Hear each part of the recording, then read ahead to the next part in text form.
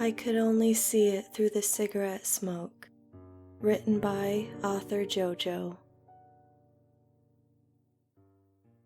I picked the habit up from watching my father. He was a relentless 3-pack-a-day smoker, going through the sticks like they could save his life rather than take it. I and my siblings grew up surrounded by yellow-stained walls.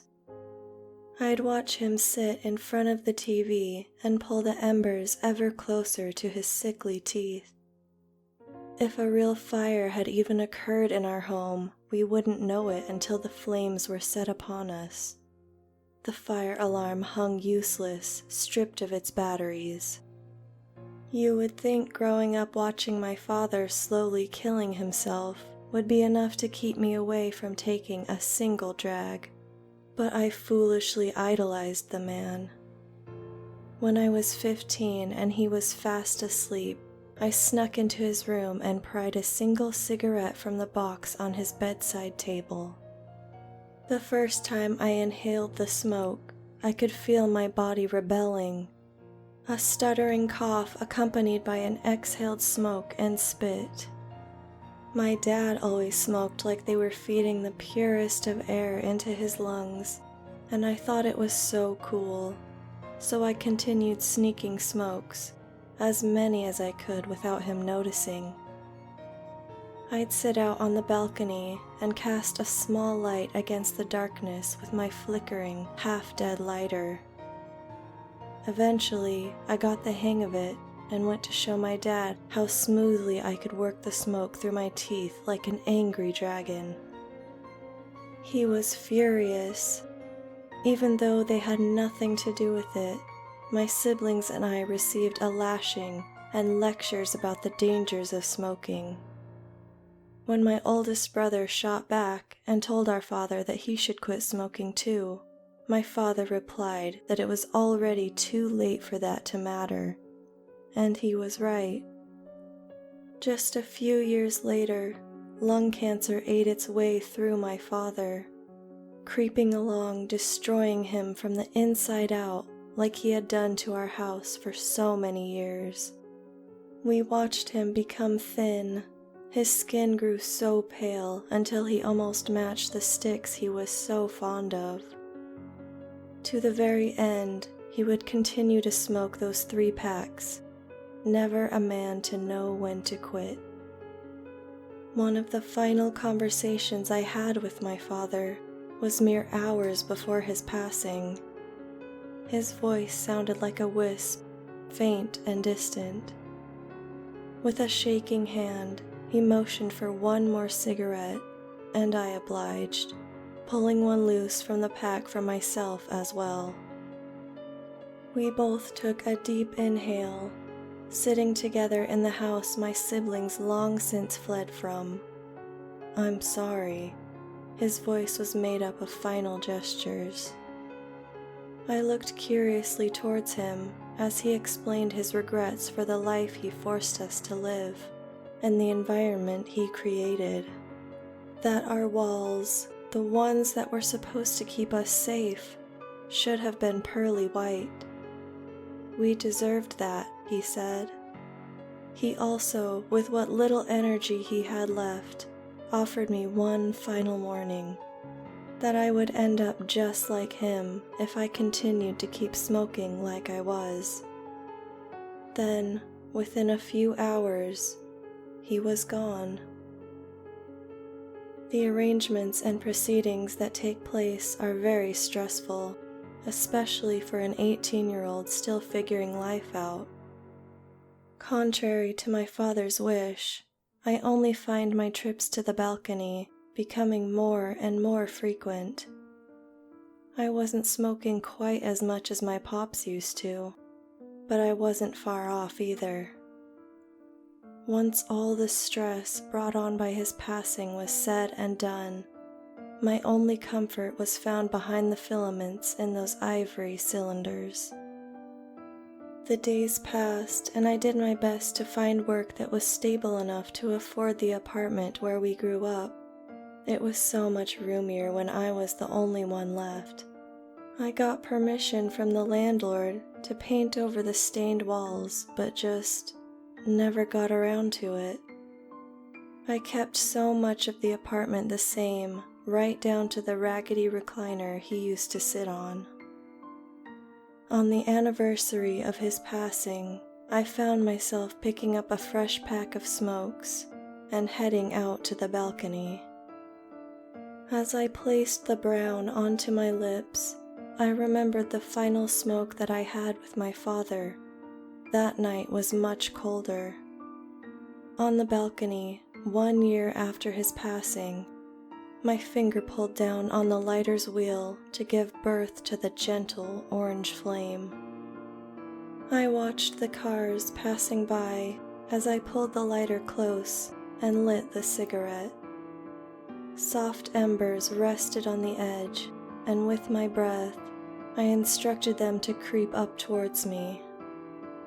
As the smoke poured out from my lips, I noticed something within my peripheral. At first, I assumed somehow a passing car's light had bounced off the smoke, but I couldn't fully rationalize it to myself. I caught myself staring at where I thought I saw something. Another plastic chair at the other side of the balcony. A green lawn chair that was vacant in the dim illumination the moon offered.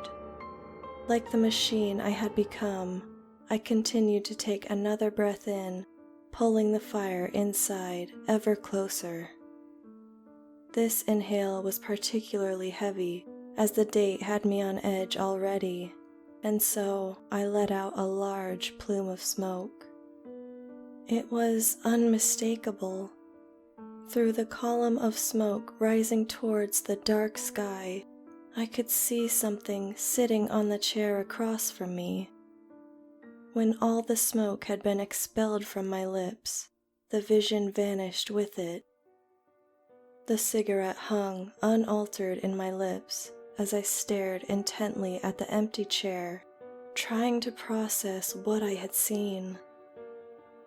Leaning forward, I rose my hand up and clamped my finger around the cigarette and pulled as much air in as I could. Embers traveled like wildfire, scorching the pristine surface, pulling veins of red towards me. Slowly and methodically, I let the smoke trickle out. A small pillar spilled so I could keep smoke in front of me longer. Once again, through the translucent gray veil, I could see a humanoid figure sitting on the chair. My eyes narrowed, still carefully letting the smoke flow. I could see that his skin was gray, with dim veins of red covering its body. From within the smoke, I watched as the visitor turned its head towards me. Bright red sunspots made up its eyes, flaring like a fire pit. Just as we were about to lock eyes, my lungs emptied and the last of the smoke disappeared. One more puff, I thought to myself, and wondered how many times my father had that very same thought. The same process repeated. I sucked in every bit of cancer I could from the cigarette and held the timid burn in my lungs, letting the smoke swirl about. Lips parted and brief exhales brought the smoke forth, revealing the thing again. We met eyes. Despite the flames that they were formed of, the eyes held a sense of familiarity to me. I had seen these eyes many times before. Its skin cracked off, revealing more bits of red, tracing embers underneath. It was made of ash and flame. Just as I began to comprehend what the being was, I coughed, letting out a ball of smoke.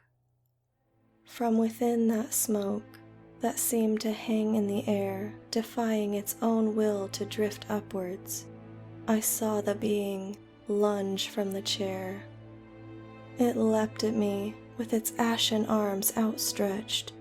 A gaping maw formed under its eyes.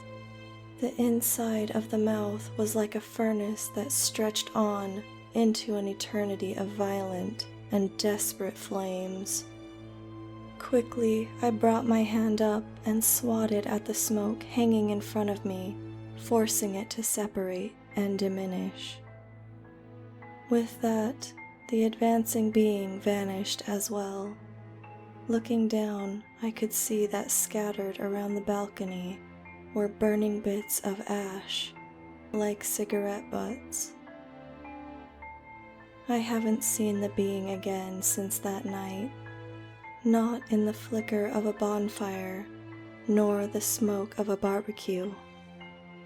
Sometimes I consider walking onto the balcony and pulling another cigarette out, trying to see the being once more, but I'm sure he's served his purpose.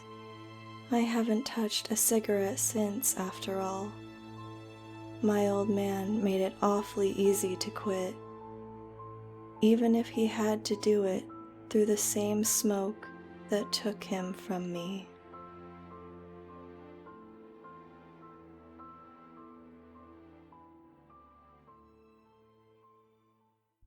A huge thanks to author JoJo for letting me read his wonderful story. Please check out his page and look at his other writings. Have a good night, everyone. Love, the Mistress.